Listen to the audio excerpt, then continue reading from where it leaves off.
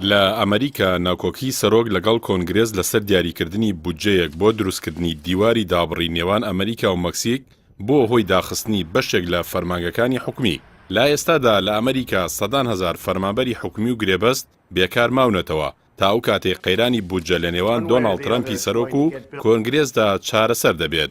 بەر لە هاتنی سەری ساڵی نوێی دارایی کۆنگرێز 5 پرۆژەی بۆ خەرجەکانی دەوڵەت پەسەند کردووە کە خەرجەکانی لە 175 دام و دەستگاکانی دەوڵەت تا کۆتایی ئەیلولی ساڵی داهاتوو دەگرێتەوە.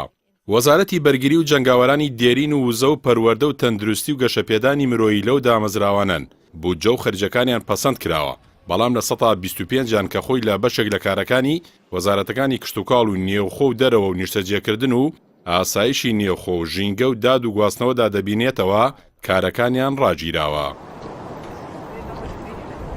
420,000 کەس لەو فەرمانگانەی حکوومەتی ئەمریکا کار دەکەن کە بەهۆی ناوکۆکی نێوان ترەمپ و کۆنگرێسەوە لە کار ڕاگیراون و لەم سەری ساڵ و پشوانەدا لە پێدانی موچەکانیان بێبەش دەبن. بنەڕەتی کێشەکە بۆ ئەوە دەگەڕێتەوە کە ترەمپ داوا دەکات لە بودجەدا 5 ملیارد دۆلار بۆ دروستکردنی دیوارێک لەسەر سنووری وڵاتەکەی لەگەڵ مەکسیک دابین بکرێت تا ڕێ لە کۆچی ناسایی مەکسیکیەکان بۆ وڵاتەکەی بگیرێت. بەڵام کۆنگرێز بە تایبەت دیموکراتەکان پێشنیاز دەکەن لە بری دیوار سەر سنوور زیاتر چاودێری بکرێت و پرۆسە و دەستگای بنەبڕکردنی کۆچی نایاسایی نوێ بکرێتەوە. We don't want people coming in that aren't supposed to be here. We want people to come in through a legal لە نێوان ئەم کێشمە و ناوکۆکەی نێوان سەرۆک و دیموکراتەکاندا چارەسەری مامنەوەت ئیشکردنە بە تێک ڕێخەرجی ساڵی ڕابردوو. ئەمەش خواستی ترەمپ بۆ دروستکردنی دیوارەکەی سەر سنووری مەکسیک نایەنێتە دی. سەرۆکیش بەڵێنی داوە هیچ یاسایەک پەسەند دەکات ئەگەر بودجەی دیوارەکەی سەر سنووری مەکسیک لەخۆ نەگرێت.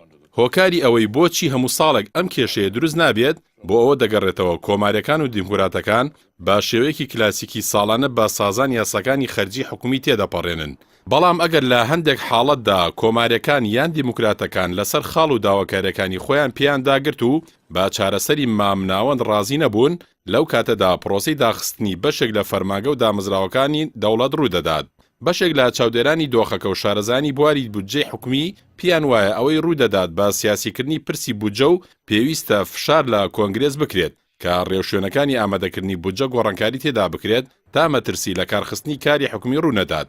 لە کۆتاییشدا بەپێی ڕاپرسێکی زانکۆی کۆپنپاینگ لە 150 ئەو ئەمریکیانەی بۆ چوونیان وەرگیراوە ئۆباڵی داخستنی دامەزراوەکان داخەنە ئەستۆی ترەمپ و کۆماریەکان لە 130 شیان پیان وایە دیموکراتەکان لێ بەرپرسن.